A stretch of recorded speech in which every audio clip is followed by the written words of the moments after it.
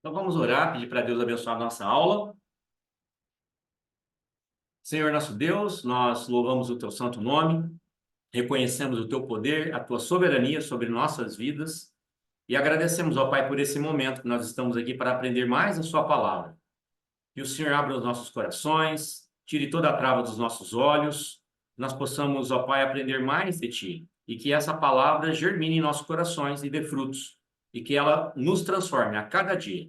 Abençoe a cada aluno, abençoe onde que eles estejam, abençoe suas casas, a estrutura de comunicação, a internet, a iluminação, os computadores, os celulares. Que tudo ocorra, Pai, para o bem nessa aula de hoje. Que essa aula seja um divisor de água na vida de cada um. Eu oro e agradeço em nome de Jesus. Amém. Muito bem, pessoal. Então, nós vamos dar continuidade, como eu disse, na aula que nós paramos a semana passada. Semana passada nós falamos sobre a nova criação, né? E nós paramos. Quem sabe onde nós paramos? Quem se lembra? Hein? Vamos ver se vocês anotaram. Eu dei um exemplo da última aula e eu falei das 10 virgens. Se lembraram ou não? Enfim, eu vou recapitular para vocês para a gente poder dar continuidade aqui, tá? Então, como eu expliquei para vocês, nós falamos das 10 virgens. O tema dessa aula e dessa última, da penúltima, né, e desta, é a criação e a nova criação.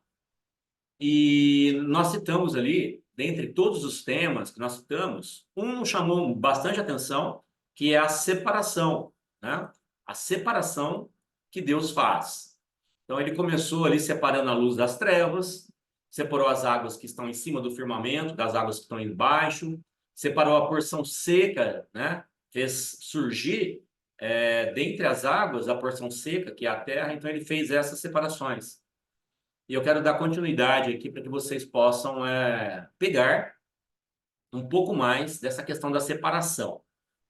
Entenda que quando Deus separa, essa separação que Deus promove é uma separação que ele separa o bem e o mal, o santo do profano, a luz e as trevas. E sempre que ele faz essa separação, ele tem o intuito de santificar e purificar, tá? Então nós vamos falar um pouco mais sobre essa questão da separação. Nós vamos falar também, nós vamos finalizar essa parte da criação hoje. Então vai ser uma aula bem dinâmica.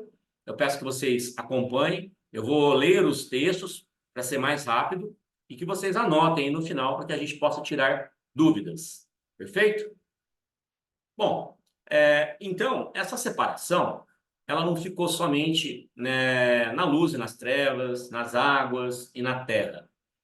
Deus também, ele promoveu uma separação entre povos e famílias, tá? Então, se vocês lerem lá em Gênesis, capítulo 12, do verso 1 ao 4, nós vamos encontrar ali o Senhor dando uma ordem para Abraão. Abraão é o pai da fé, o grande patriarca, né?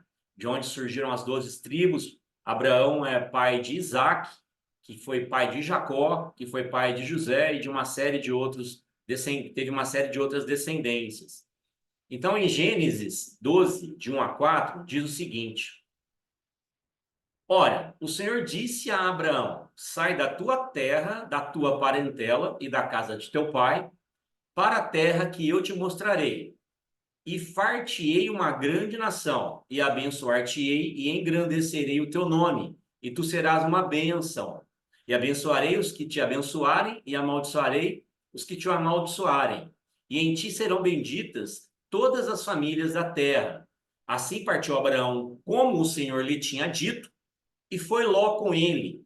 E era Abraão da idade de 75 anos. Então aqui nós vemos uma ordem que Deus deu a Abraão. Então ele pediu para Abraão sair da tua terra, da tua parentela, da casa do pai de Abraão. E Deus orientou que ele fosse para uma terra que ele iria mostrá-lo. Ou seja, Deus deu uma ordem para Abraão e não orientou para onde ele iria. E sim disse que era para ele sair da casa dos pais, da terra de onde ele morava, da sua parentela. Então aqui houve uma separação. Então Deus aqui separou Abraão da sua família. Às vezes é até difícil a gente entender um pouco isso. Poxa, mas Deus está separando a família? Mas vocês vão entender o motivo dessa separação, tá? Então ele separou povos e famílias. E aqui, no final do versículo, diz que Ló foi com ele, né? Quem era Ló? Ló era sobrinho de Abraão, sobrinho de Abraão. Então, Ló acompanhou ele. Estou citando Ló aqui porque nós vamos aprender bastante com o exemplo de Ló. E também diz que houve separação entre pessoas e também grupos. É o exemplo, né, como eu citei, na história de Abraão e Ló. Eles decidiram também caminhar junto por um período, consta lá no capítulo 13 de Gênesis, mas durante esse período que eles caminharam junto, os seus rebanhos, os seus pastores e todas as pessoas que envolviam com ele, elas cresceram muito, né? Houve um crescimento muito grande e começou a haver conflitos, né? Então eu vou ler para vocês aqui, ó, Gênesis 13, versículos 6 e 9. E não tinham capacidade a terra para poderem habitar juntos. Quem ia habitar juntos? Abraão e Ló. Porque os seus bens eram muitos. Então aqui diz que eles tinham muitos bens, de maneira que não podiam habitar juntos. E houve contenda entre os pastores de gado de Abraão e os pastores de gado de Ló. E os cananeus e os perizeus habitavam então na terra. E disse Abraão a Ló: Ora, não haja contenda entre mim e ti, e entre os meus pastores e os teus pastores, porque somos irmãos. Na verdade, aqui, Abraão está dizendo que eles são irmãos na fé, mas geneticamente, Abraão era tio de Ló. Aí, continuando, não está toda a terra diante de ti? Eia, pois, aparta-te de mim e escolhes a esquerda, que eu irei para a direita. E se escolheres a direita, eu irei para a esquerda. Então, o que nós temos? Nós temos Abraão entendendo a situação, né? Porque estava tendo uma contenda, então Abraão entendeu essa situação e ele orientou a Ló a tomar uma decisão. Ele deixou Ló tomar a escolha, decidir primeiro, um caso nobre, uma atitude nobre de Abraão. Então, o que nós aprendemos aqui? Nós aprendemos que esta separação ela pode ser vista como parte do caminho de obediência e confiança em Deus que Abraão teve. Mas assim, a grande pergunta é, por que Ló e Abraão se separaram? A Bíblia diz que eles se separaram devido a um conflito em seus pastores. Ou seja, um conflito pelo gado, um conflito por terras. Então aqui a gente percebe que mesmo dentro das famílias, existem esses conflitos, existem essas brigas, e na maioria delas estão envolvendo algum bem material, tá? Então, dessa separação de Abraão e Ló, o que nós podemos aprender? Nós podemos aprender várias coisas. Abraão escolhe resolver o problema pacificamente, percebe? Que ele ofereceu a Ló a escolha da terra que melhor lhe agradasse. Falou assim: Ló, escolhe a terra. Se você for para a esquerda, eu vou para a direita.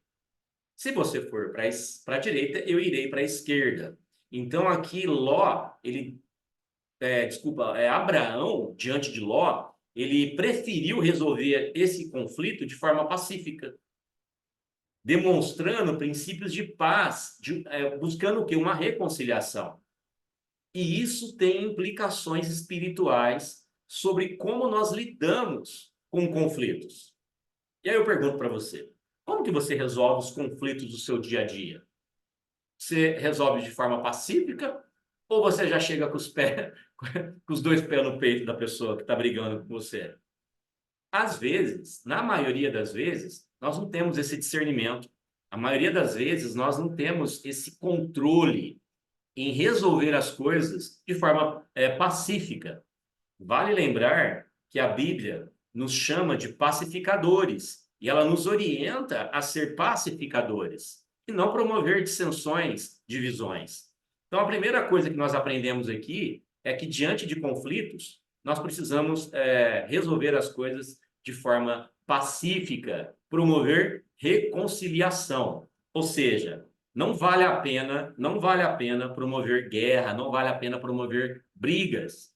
Eu fico vendo pessoas que causam intriga por tão pouca coisa, por coisas tão pequenas e ficam causando intrigas, principalmente em famílias, né? Bom, outra questão que nós vemos aqui foram os caminhos divergentes que eles tomaram. A separação física entre Abraão e Ló representa também caminhos espirituais diferentes, divergentes que nós tomamos. Abraão aqui representa alguém que busca seguir a vontade de Deus e confiar nas suas promessas, enquanto Ló é mencionado na Bíblia como um justo. Nós vamos explicar isso mais para frente. E ele é influenciado pelas riquezas e pelo conforto material da terra que ele veio a escolher. Então, olhem só o que diz em Gênesis 13, versículo 10 e 13. Aliás, do versículo 10 ao 13. É Gênesis capítulo 13, do versículo 10 ao 13. E diz assim, ó: E levantou Ló os seus olhos e viu toda a campina do Jordão. Ou seja, o Jordão era um rio, e ele olhou, as margens do Jordão tinham um vasto campo verde, chamado de Campina, que era bem regada antes do Senhor ter destruído Sodoma e Gomorra. Então era um lugar bonito, tá? A Bíblia diz que era como o jardim do Senhor e a terra do Egito. Então aqui ela faz uma referência ao jardim do Senhor. Qual o jardim do Senhor? O jardim que o Senhor plantou no Éden.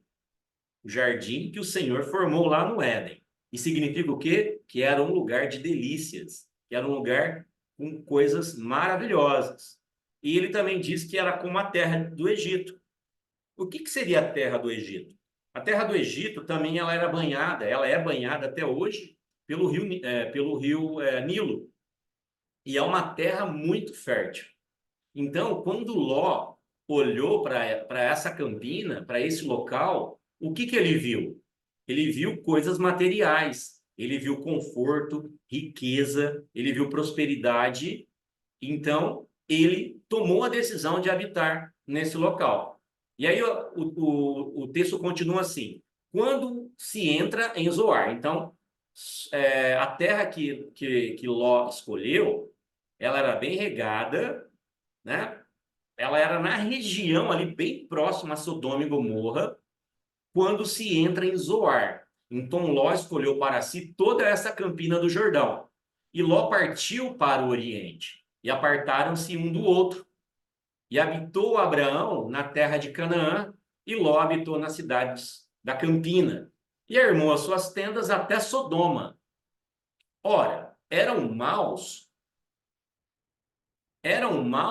os homens de Sodoma e grandes pecadores contra o Senhor. Veja bem, a Bíblia aqui está citando que Ló, ele foi tido como justo. Mas a bênção foi dada para Abraão. Só que foi dada também para a descendência de Abraão, ou seja, as pessoas que estavam com ele, a descendência. E Ló era a descendência de Abraão. Ló era sobrinho dele. Ló estava com ele. E Ló, nessa decisão de se apartarem, para onde que ele olhou? Ele olhou para uma cidade que era aparentemente aos olhos muito boa, sabe? Cidade bem regada, cidade que era um lugar de delícias, um lugar muito fértil, porém habitavam homens maus e pecadores. Então a gente tem um contraste muito grande aí. Quantas vezes nós somos chamados para ir em algum lugar ou para alguns lugares aonde nos encanta pela aparência, nos encanta pelas comidas, pelas músicas, pelas pessoas, mas quando a gente vê, esse local possui o quê? Grandes pecadores diante do Senhor.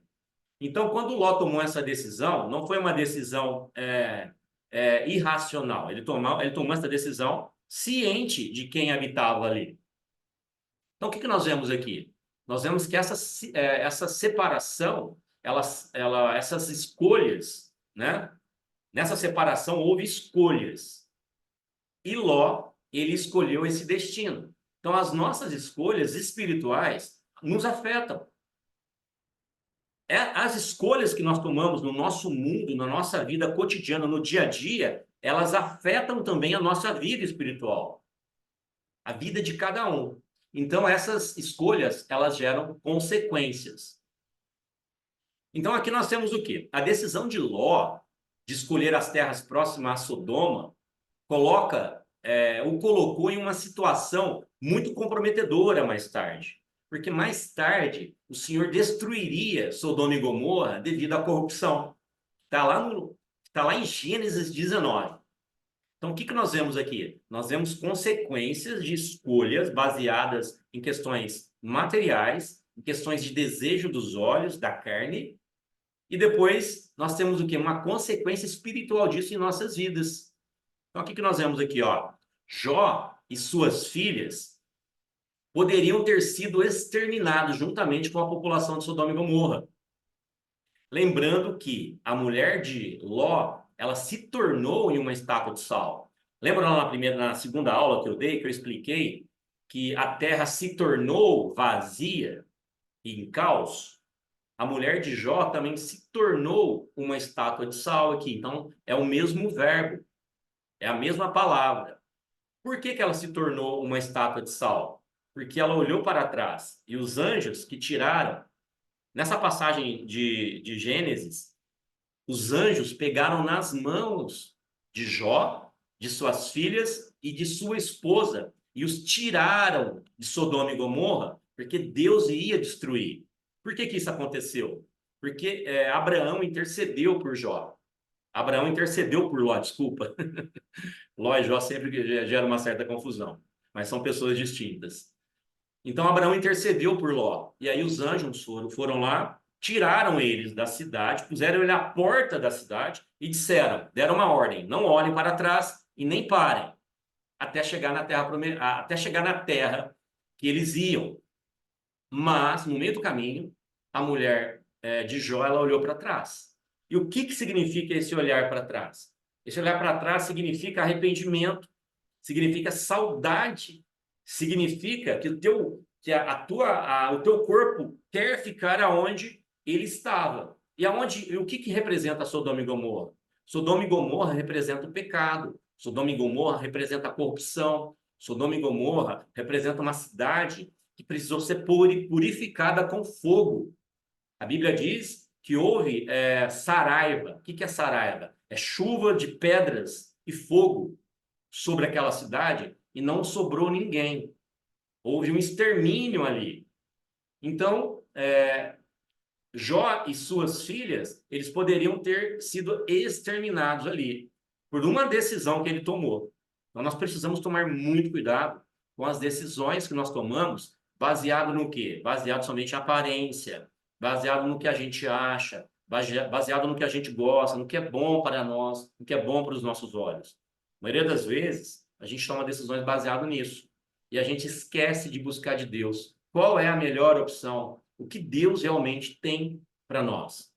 Mas por que Deus poupou a vida de Jó? Essa é a pergunta que surge.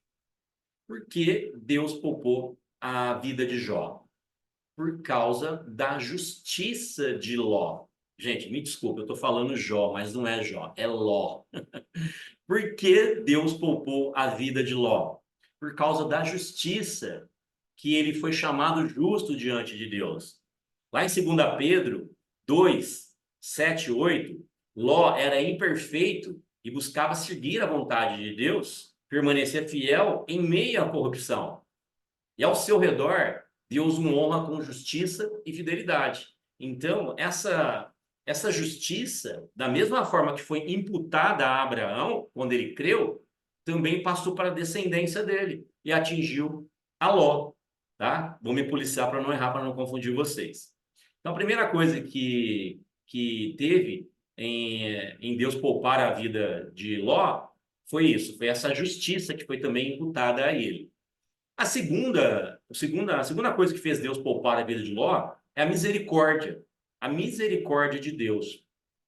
Deus é evidente em tratar as pessoas com misericórdia. E Ló era uma dessas pessoas. E Ló teve a chance de escapar dessa destruição iminente. Então, como eu disse, os anjos foram enviados para tirá-los de lá, antes que caísse o juízo de Deus sobre essa cidade. Está lá em Gênesis 19, 12 e 16. Isso demonstra que Deus é paciente e ele deseja salvar aqueles que o buscam sinceramente. Às vezes a gente também está caminhando para situações dessa, para destruição. Só que Deus coloca pessoas em nosso caminho e essas pessoas nos pegam pelas mãos e nos levam para diante de Deus. Essas pessoas, nós precisamos de abrir passagem para essas pessoas. Nós precisamos seguir essas pessoas, porque essas pessoas são anjos de Deus buscando nos salvar. Diferentemente daquelas pessoas que muitas vezes nos levam para a destruição. São cada convite, cada festa, cada proposta, sabe? Você recebe N propostas. Sodoma e Gomorra era uma cidade corrupta. E ali rolava de tudo. Orgias sexuais, sabe? Prostituição, corrupção em todos os gêneros, a ponto do clamor das pessoas chegarem até Deus e Deus falar: eu vou destruir essa cidade. Então nós temos isso, nós temos essa revelação. Deus, ele quer destruir o pecado e ele quer destruir aquilo que corrompe o seu povo. Então nós temos que estar buscando Deus sinceramente para que ele revele a nós o que nos afasta da sua presença. Outra coisa que fez com que Deus poupasse Ló era a promessa de Abraão. Lembra que eu falei para vocês que Deus prometeu a Abraão multiplicar sua descendência e abençoá-la? Então aconteceu isso também com Ló, devido a ele ser descendência de Abraão. A preservação de Ló pode ser vista como parte desse cumprimento dessa promessa por Deus a Abraão, de abençoar a sua descendência, de torná-la numerosa. Então Ló, como parente de Abraão, recebe essa proteção divina, como parte desse plano de bênção e preservação dessa linhagem prometida. Também é chamado justo, como Abraão foi chamado justo lá em Gênesis 15:6. Abraão creu no Senhor e isso lhe foi creditado ou imputado por justiça. Então, nós vemos aqui exemplos de separação que é para separar do pecado, que é para separar das trevas. Então, Deus fez essas separações com Abraão, com Ló também. Deus também fez separações na vida de José. José foi separado da sua família. Ele foi separado quando ele foi vendido como escravo por seus irmãos aos mercadores, que depois disso os venderam ao governador do Egito. Outras referências que nós temos também de separação na Bíblia é a história de Caim e de Abel, consta lá em Gênesis 4. Como que foi a separação de Caim e de Abel? Caim matou Abel. E aí nós tivemos uma separação. Outra separação foi o dilúvio. Noé foi separado das demais, a família de Noé e Noé foram separados das demais pessoas, porque ali houve um dilúvio onde houve uma purificação, onde houve o extermínio também do pecado, dessas pessoas que representavam o pecado. Então, todas as vezes que Deus está manifestando essa separação, é para separar as pessoas, para separar o pecado das pessoas do bem, para separar o bem e o mal, as luzes e as trevas. Da mesma forma, aconteceu isso lá na Torre de Babel, em Gênesis 11. O que aconteceu na Torre de Babel? As pessoas estavam se multiplicando de tal forma que eles queriam construir uma torre para chegar até os céus e ali poder cultuar outros deuses. E aí Deus fez o quê? Deus fez uma confusão na língua dessas pessoas e a Bíblia fala que eles se separaram, para que eles não continuassem com esses planos. Então aqui nós vemos essa questão da separação e a gente finaliza essa parte que fala o que nós precisamos ter em nossa vida para manifestar a vida. Então, nós vimos lá no início da aula, da penúltima aula, nós precisamos ter um mover do Espírito de Deus. Lembra que eu expliquei para vocês, lá em Gênesis, em Gênesis 1, fala que o Espírito de Deus pairava sobre as águas? E pairava, ela tem um significado no hebraico de chocar. Chocar é o que a galinha faz com os ovos. Então, ela choca os ovos para gerar um nascimento.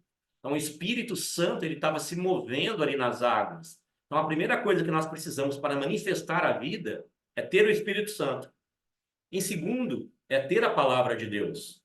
Então, quando a palavra de Deus encontra o Espírito, ela gera vida. Eu ensinei isso também para vocês. Depois, o terceiro subsídio para que haja vida é necessário que tenha luz. E Deus criou a luz, certo? Mas Deus também fez separação entre luz e trevas. Deus fez separação entre águas, acima e abaixo. E também fez separação entre a terra e a água, onde ele separou as águas e fez surgir a porção seca. Lembra que eu expliquei para você? A porção seca representa Cristo e a água representa o pecado, representa o maligno, representa a morte. Então, esses são os quesitos necessários para manifestar a vida, certo? Então, agora, nós vamos entrar em uma outra parte do estudo que vai falar sobre os estágios da vida. Nós falamos até agora em gerar vida, o que é necessário para se ter vida. Agora nós vamos falar o que é necessário para que haja crescimento dessa vida. Vocês estão aí, pessoal? Estão acompanhando, sim ou não? Sim. Estão me vendo certinho? Tá tudo certo, bonitinho? Estão me ouvindo? Perfeito. Então vamos lá. Continuando. Então agora nós vamos falar os diferentes estágios da vida. Nós temos passagens, né? Como nós passamos da fase de bebê para fase infantil, depois para adolescente, para adulto, para idoso, essas fases, elas também são manifestadas aqui em Gênesis. Elas são manifestadas aqui em Gênesis. E eu vou mostrar isso para vocês a partir do versículo 11 de Gênesis capítulo 1. E o que fala em Gênesis capítulo 1, versículo 11? E disse Deus, produza a terra erva verde, erva que dê semente, árvore frutífera, que dê fruto segundo a sua espécie, cuja semente está nela sobre a terra. E assim foi. Então aqui, Deus, ele falou para que houvesse, para que a terra produzisse ervas, que dê semente, árvore frutífera, que dê fruto segundo a sua espécie. E assim foi. Então, a primeira referência aqui, nesses estágios da vida, é que Deus determinou que a terra produzisse ervas e árvores que deem frutos. Vocês vão entender essa explicação. Em Gênesis 1, versículo 20, Deus diz: produzam as águas abundantemente répteis de alma vivente, e voem as aves sobre a face da expansão dos céus. Então, aqui Deus disse para a água produzir o quê? Répteis de alma vivente, e disse também para produzir aves, para que elas voem sobre as expansões dos céus. Então, aqui nós temos a segunda referência, o segundo quesito para que o quê?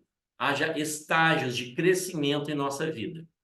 Em Gênesis 1, versículo 24, Deus disse o seguinte: produz a terra alma vivente, conforme a sua espécie, gado e répteis e fera sobre a terra, conforme a sua espécie. E assim foi. Então, aqui nós vemos que o que eu estou querendo mostrar para vocês aqui? Que Deus, ele produziu aqui vidas menos complexas do que a vida do homem, em grau de complexidade, tá? Deus produziu ervas, que também têm vida, produziu frutas, que também têm vida, produziu répteis e almas viventes que voem sobre as faces da expansão. Então, ele produziu peixes, e ele produziu também aves, e ele também produziu os animais sobre a terra. Então, eu quero criar um paralelo aqui. Então, o que nós temos aqui são estágios de vidas inferiores e superiores, criados por Deus, que há o quê? Que há crescimento de vida nisso. Então, essa sequência da criação nos mostra um crescimento gradual, iniciando por espécies mais simples até as mais complexas, desde a erva até o gado. E isso também se aplica na nossa vida espiritual. O que eu quero mostrar para vocês aqui? Que o homem sem Cristo é um modo de vida rudimentar, um modo de vida, na verdade, quase inanimado. O homem sem Cristo, ele vive no pecado. Ele tem um padrão de vida rudimentar. Somente após ele ser salvo, ele passa para um nível de estatura perfeita. Em Efésios 4:13, diz o seguinte: até que todos cheguemos à unidade da fé e ao conhecimento do Filho de Deus, a qual é varão perfeito, à medida da estatura completa de Cristo. Então, quando nós somos salvos, nós recebemos vida. Então, o que nós podemos observar aqui nesses exemplos dessa criação? Da erva, das águas com alma vivente, das aves e dos gados e das feras sobre a terra. Nós entendemos o seguinte: no primeiro estágio, apareceram os vegetais. Então, nós somos comparados também com os vegetais, quando nós não temos Cristo. Nós somos comparados aos vegetais. Salmos 1:3 diz que nós somos como árvores plantadas junto a ribeiros. Então, isso nos dá o exemplo que quando nós nascemos de forma rudimentar e nós precisamos de nos aperfeiçoar. Nós precisamos de caminhar para esse modelo de varão perfeito, de estatura de varão perfeito, que é Jesus. Aí, depois disso, Deus criou o quê? Os peixes. Esses peixes, eles já são mais dotados de complexidade do que os vegetais, sim ou não? Então, nós somos também comparados como peixes no Evangelho. A Bíblia diz que Pedro, ele foi um pescador de homens, lá em Mateus 4:19. Então, vocês percebem esse crescimento, essa construção, né, de complexidade? Isso não é evolução, gente. Nós não evoluímos. Nós fomos criados dessa forma. E nós buscamos em Cristo esse crescimento. Isso não é evolução, é um crescimento. Tá? Depois vieram as aves. Lá em Isaías 40, verso 31, diz que aqueles que esperam no Senhor serão como águias.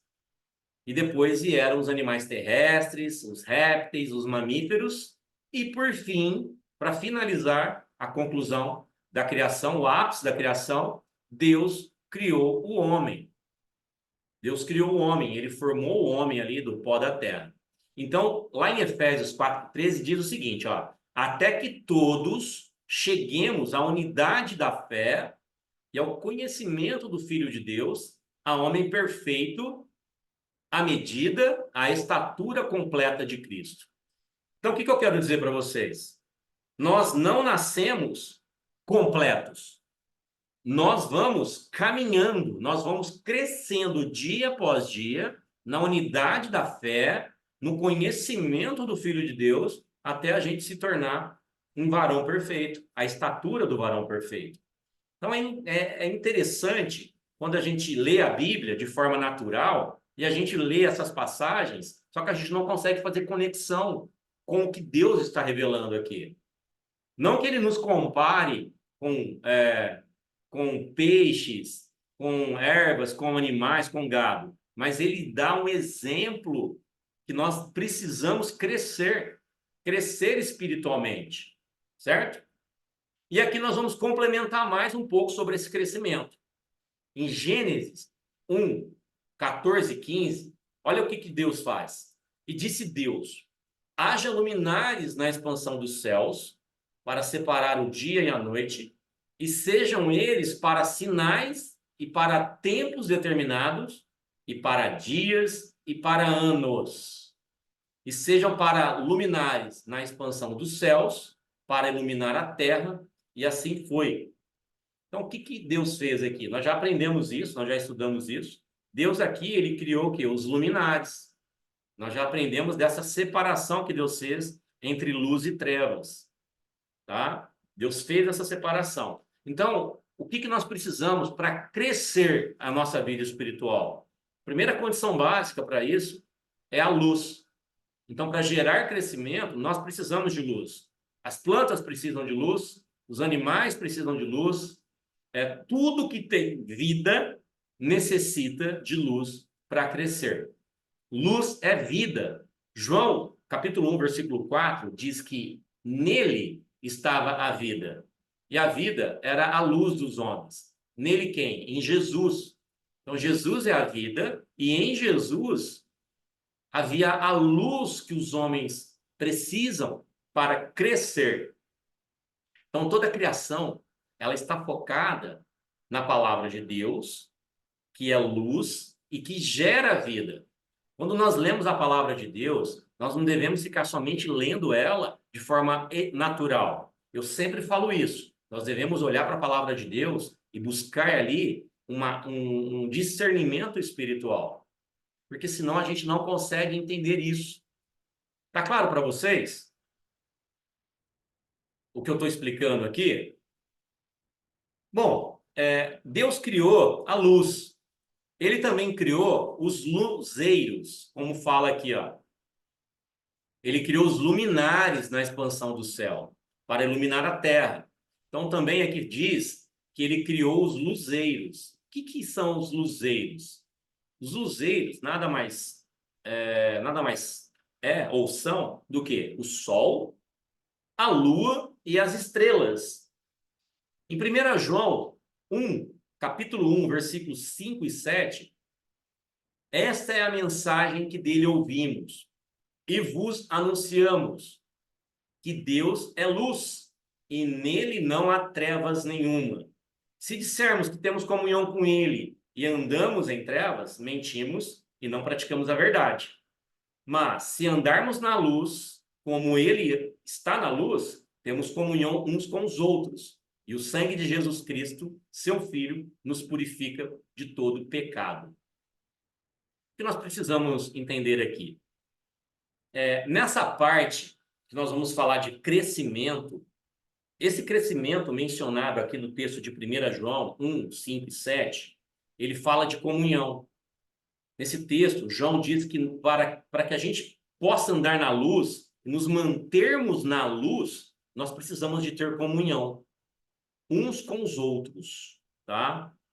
Mas nós precisamos de refletir essas luzes que esses luzeiros emitem sobre nós. E é sobre isso que eu quero explicar para vocês. Pode parecer um pouco complexo, mas eu vou explicar de forma bem didática para que vocês possam entender esse contexto que é muito importante, traz muita revelação. Todos nós, os salvos, já possuímos essa luz de Jesus, mas nós precisamos de luz nós precisamos de luz de três fontes distintas. Nós temos essa luz, mas ainda nós precisamos dessas luzes de três fontes para que a gente possa ajudar na comunhão com as outras pessoas. Nós somos luz e nós precisamos de luz para refletir nessas outras pessoas. E o Sol, a Lua e as estrelas, eles representam essas três fontes de luzes que também representam uma parte do corpo de Cristo, que eu vou explicar para vocês aqui. Então, quais são essas três fontes? A primeira fonte é o Sol, a segunda, a Lua, e a terceira são as estrelas. Então, essas três fontes, elas representam os luzeiros que Deus criou na expansão dos céus para iluminar a Terra. Então, o que eu quero mostrar aqui para vocês? O Sol, ele representa Cristo. A Lua representa a Igreja e as estrelas representam os santos individualmente. Ambos são fonte de luz e fazem separação entre luz e trevas e servem de sinais de estações, dias e anos. Gravem isso. Servem de sinais, estações, dias e anos. O que vale a gente entender aqui? Que o tempo só passou a ser cronometrado a partir da criação do Sol. Antes da criação do Sol, não existia tempo. Não era possível cronometrar o tempo. O tempo passou a ser contado a partir do quarto dia, onde Deus criou o Sol.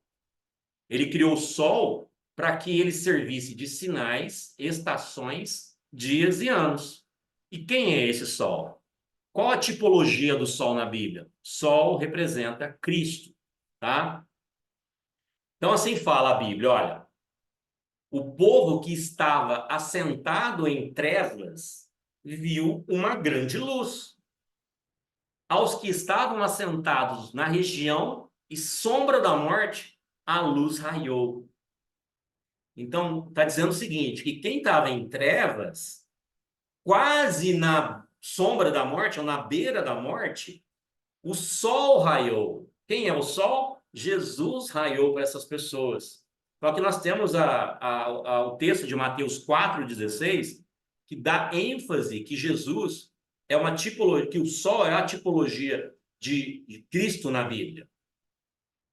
Então, aqui nós também temos Mateus, o mesmo autor aqui, Mateus, no capítulo 13, 43, nós temos o seguinte, olha, então os justos resplandecerão como o sol no reino de seu Pai.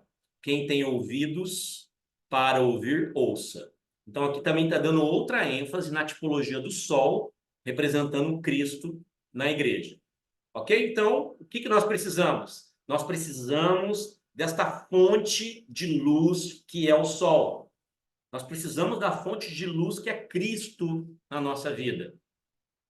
Por quê? A partir do momento que nós temos essa luz, nós vamos conseguir o quê? Refletir essa luz nessas outras fontes, que são a lua e as estrelas. É difícil a gente encontrar um versículo na Bíblia, na verdade, não existe um versículo na Bíblia que diz qual tipologia que ela representa aqui.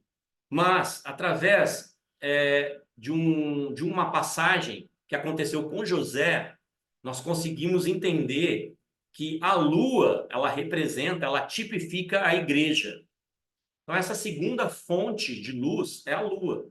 Como eu disse, nós não temos um versículo específico para tipificar isso, mas nós podemos usar como base o sonho que José teve. No sonho de José, o pai era o sol, a mãe era a lua e os irmãos eram as estrelas, conforme está lá em Gênesis 37, verso 9 e 10. Diz o seguinte: E teve José outro sonho, e contou aos seus irmãos, e disse: Eis que tinha ainda outro sonho, e eis que o sol, a lua e as 11 estrelas se inclinavam a mim. Por que os irmãos, o pai, Jacó, diz para José, Jacó até repreendeu ele no versículo 10, fala o seguinte: E contando isso a seu pai e a seus irmãos, Jacó o repreendeu e disse: Que sonho é este que tiveste? Porventura viremos eu e tua mãe e teus irmãos inclinar-te perante ti em terra? Por quê? Porque Jacó teve 12 filhos. José era um dos filhos de Jacó. E ele sonhou que 11 estrelas se inclinavam a ele.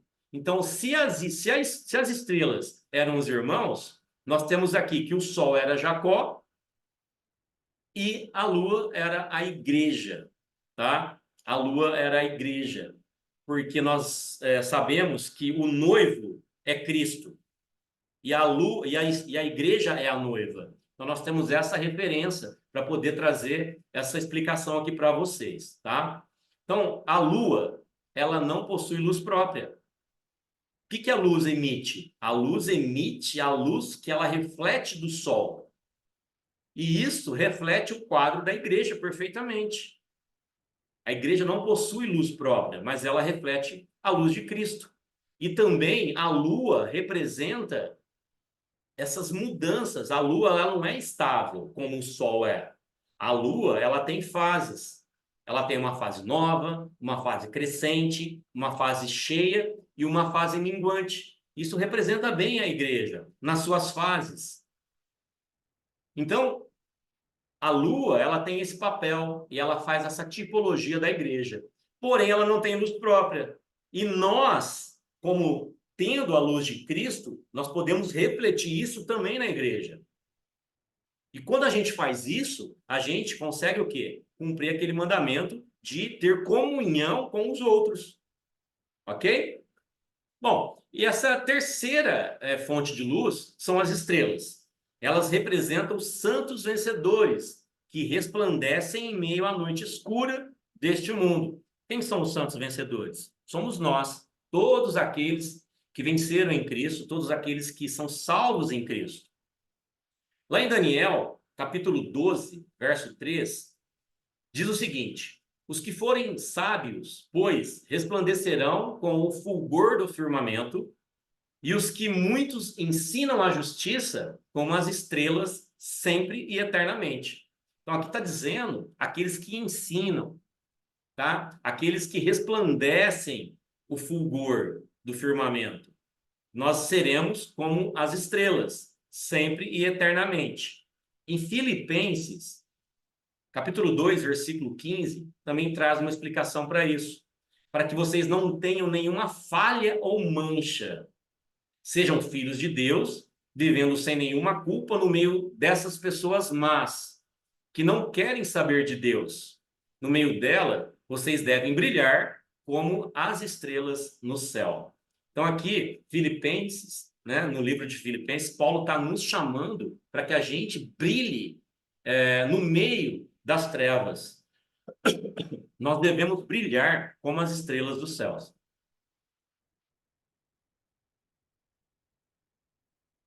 Em Apocalipse, capítulo 1, versículo 20, diz o seguinte: o sentido secreto das 7 estrelas que você viu na minha mão direita e dos 7 candelabros de ouro é este. Então, o que está dizendo que é uma profecia que João teve e ele está passando isso para as igrejas. E o que ele fala aqui? Que as 7 estrelas são os anjos. Olha só. E as 7 igrejas, os 7 candelabros. Então, esses anjos se referem às pessoas, aos santos, às pessoas que aceitaram Jesus e são tidas como vencedores, tá? Então, aqui nós temos o quê? Nós temos essa tipologia desses luzeiros que nós precisamos o quê? Refletir a luz de Cristo na igreja, tá? E nas pessoas, para que a gente possa ser luz na vida dessas pessoas. Pessoal, tá fazendo sentido para vocês? Sim ou não? Deixa eu ver o Sim. chat aqui. Podem perguntar no chat se vocês tiverem dúvida, tá? Vamos continuar aqui. Hoje eu quero terminar a aula um pouco mais rápido para a gente poder Tô esclarecer entendendo alguma legal. coisa. Quer perguntar alguma coisa, Beto? Não, eu falei que tô entendendo legal. Beleza. Ei, Betão, é isso aí. Vamos lá, pessoal, vamos dar continuidade, então. Bom, então nós vimos aqui que Deus, ele criou os luzeiros, e aqui eu dei uma tipologia do que os luzeiros representam. Porém, esses luzeiros, na palavra de Deus, eles foram criados também para governar. Para governar.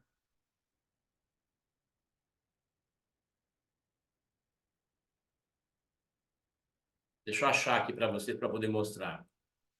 Eles foram criados para governar. Em Gênesis, capítulo 1, versículo 16, diz o seguinte, olha, Deus fez duas grandes luzes, a maior para governar o dia e a menor para governar a noite. E também fez as estrelas.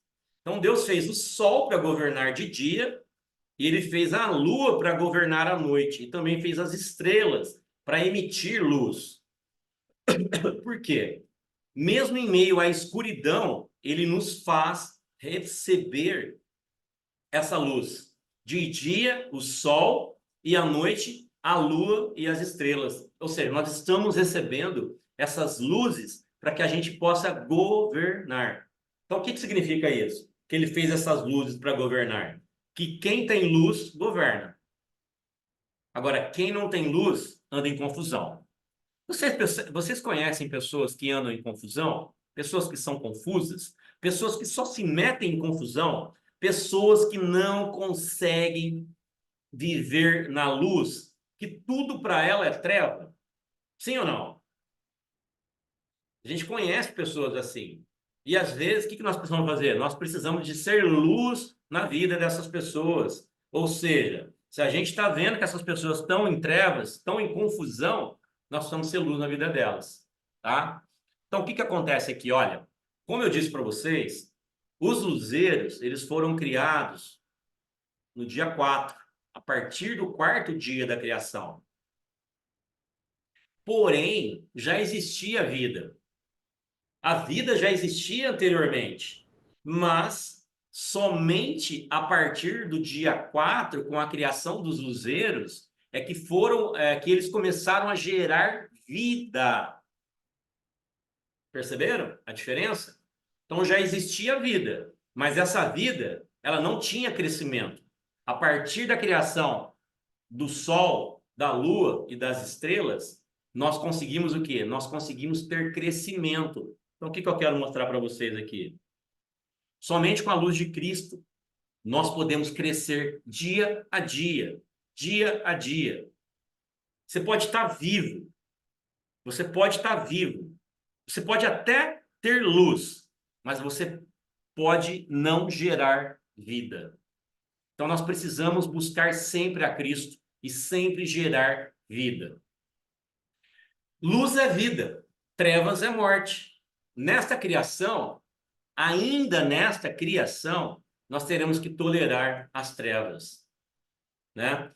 Deus poderia falar, não vamos acabar com as trevas, mas ainda nós vamos precisar tolerar as trevas, até chegar o tempo onde não haverá mais noite, tá? Essa é a nossa esperança em Cristo, que a gente viva dias de claridade, somente de luz e não de trevas.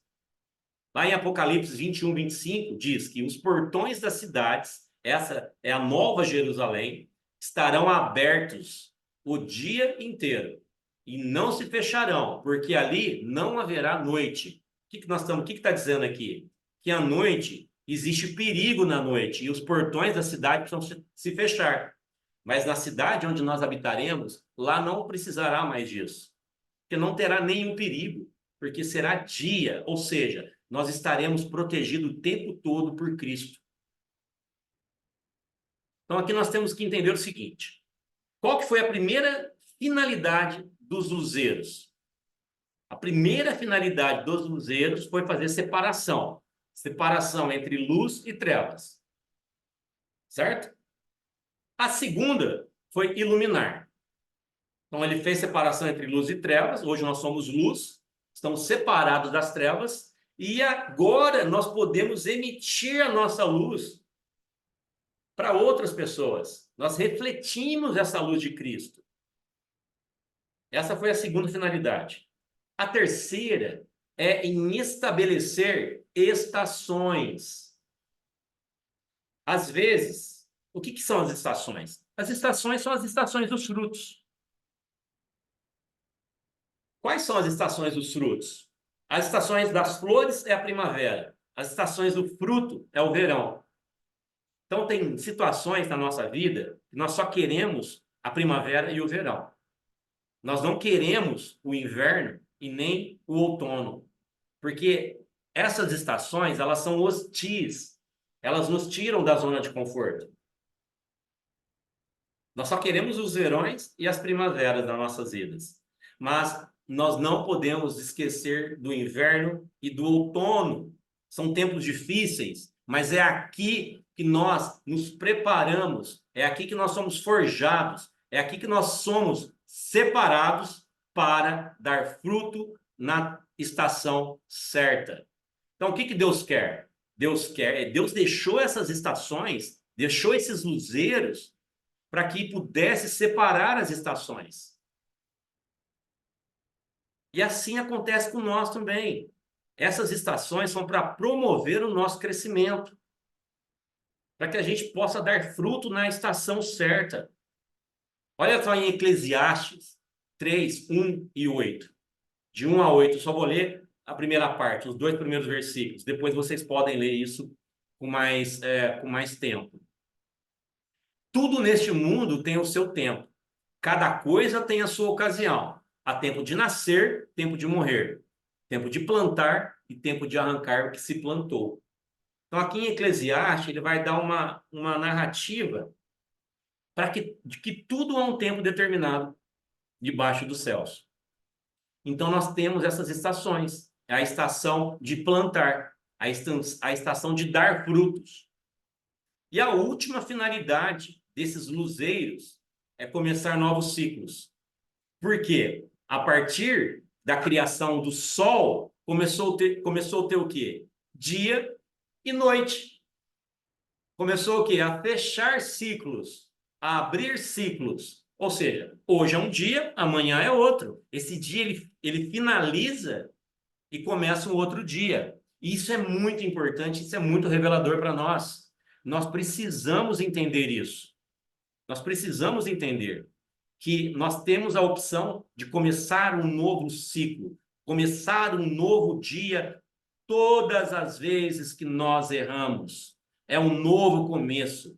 Deus nos dá essa possibilidade de um recomeço, de começar um novo ciclo. Olha que maravilha que a gente entender a palavra de Deus. Então, essa é uma das finalidades dos luzeiros. O sol é Cristo em nossas vidas. E todos os dias ele nos dá uma nova oportunidade. A Bíblia fala que o choro pode durar uma noite, mas a alegria vem pela manhã. A Bíblia fala que o romper do justo é como o caminhar da aurora. Vai caminhando, caminhando, está escuro, vai caminhando, caminhando, até se tornar dia perfeito, ou seja, até a gente ver o sol raiar sobre nós. Então, isso fala de um novo começo. Então, o que eu quero dizer aqui para vocês, para a gente finalizar essa parte? Quando o povo de Israel saiu do Egito, o Senhor disse que aquele era o início de um novo ano. Êxodo 12, 2. Este mês será para vocês o primeiro mês do ano. Deus deu para o povo de Israel, no Êxodo, naquela saída do Egito, a oportunidade deles começarem um novo ciclo. Em Gênesis, capítulo 8, versículo 13, Deus disse a Noé, a Bíblia diz assim, ó, Noé voltou à terra no primeiro dia do primeiro mês. Aqui, depois do dilúvio, Deus deu a oportunidade para Noé começar um novo ciclo, uma nova fase na vida dele. Era o primeiro dia do ano para ele, era o primeiro mês do ano. Em Êxodo 40, do verso 2 ao 17, explica a construção do tabernáculo. E diz o seguinte, o tabernáculo ele foi levantado no primeiro dia do primeiro mês. Olha que maravilha. O tabernáculo, eu expliquei para vocês já, representa a Trindade, representa Cristo na nossa vida, representa o acesso que nós temos diretamente a Cristo. Em Ezequiel, em 45:18, e em 2 Crônicas 29:17, nós temos também o quê? Esses versículos, esses textos nos mostram que o povo purificou e santificou o templo no primeiro dia do primeiro mês. Por que eu estou falando isso para vocês? Porque eu quero finalizar isso mostrando que nós podemos e nós temos esses ciclos, essas estações, para promover em nós um recomeço.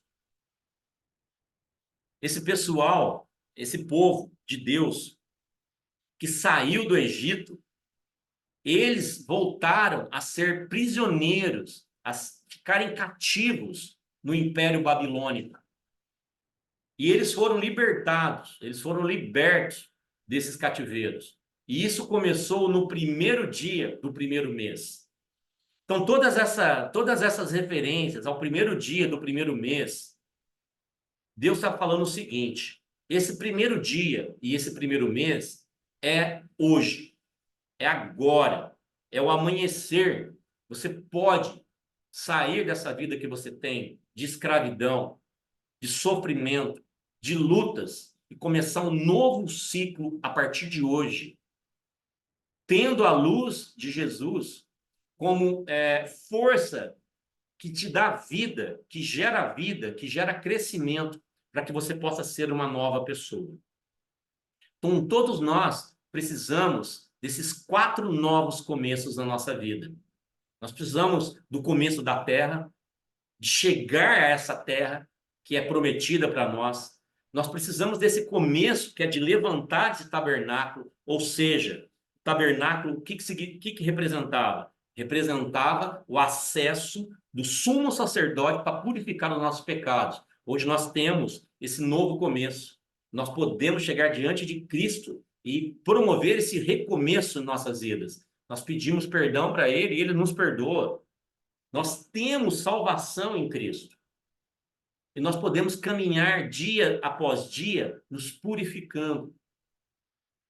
E nós podemos também, a partir de hoje, quebrar todas essas algemas que nos fazem cativos, que nos fazem prisioneiros do pecado.